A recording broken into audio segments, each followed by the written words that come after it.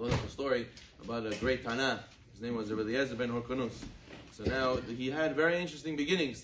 The Voter Binatan tells us about how his father was a very wealthy man, had many fields, and he had many sons. And each of his sons, he gave them fields to work, to go do pachatze, to go plow the fields. So then one day he sees him, he doesn't want to plow the field. He says, "Wow, what's the problem? Why don't you want to work?" He says, "Oh, it's very hard. It's like a stone, this ground. It's too hard." He says, "No problem, come, I'll take you to a different field." He took him to a different field. He sees him sitting. He sees him mopey-dopey. He says, "What happened to you?" He says, "Abba, honestly, I don't want to do this. I don't want to do this the rest of my life. I want to go learn Torah." He said, "What? Learn Torah? What are you talking about? You want to live an easy life, go work, rabota, what's going on with you?" So he said to him, "Forget about this. No Torah, no batich." He said to him, "No, I'm sorry, Abba, please." They didn't see eye to eye. One day he's walking and he sees Eliyahu Navi. Eliyahu Navi says to him, "Why are you so sad?" He says, "I want to learn Torah." He says, "Go to the yeshiva Rabbi Yochanan ben Zakkai in Jerusalem. He's going to accept you. Go learn Torah." He says, "I don't know anything." He said, "Don't worry, go." He goes and he takes his stick with his bag and he goes and he leaves to go to Jerusalem.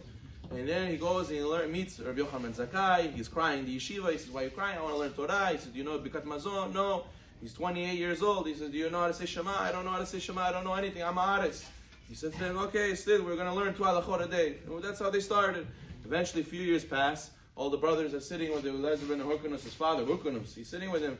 They say, "It's not fair. We have one brother. He doesn't help us. He doesn't work with us. He's sitting, Kaifanyosh, learning Torah, no problem. He doesn't." And what's going to happen one day, Abba? He's going to come when you pass away. He's going to want your dengue. He's going to want your money. And he's going to say, "I'm a brother. Give me a portion." "Well, it's not fair. Why should we work?" And then in the end, he takes. The father said, "Oh, Teprav, you're 100% right.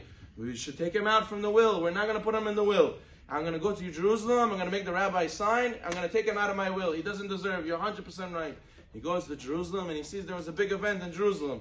All the rabbis are sitting over there in a big event, a big siyum, and they're all going to give a drash. They're all going to give a speech. So they came and they gave him kavod, hukurnos. "You're a very wealthy man. Come, sit. So he sits down and he sees Rabbi Yochanan ben Zakkai. He says to Eliezer ben Horkonus, now he's a big rabbi. He tells him, "Bechavod, say darash." He says darash. He says a beautiful speech. Rabbi Yochanan ben Zakkai says to Horkonus, "Blessed that you have somebody in your family like this." He says, "What are you talking about?" He says, "This is your son. This is Eliezer ben Horkonus. This is a big rabbi now." He said, "Wow, I never knew I had a son like this." He said, "Beautiful things, such a beautiful person he became." He said to his son, "Now I want to cut all my sons out from the will. I want to give you all the money. And I want you to be able to sit and learn Torah and never to stop. You should never be worried."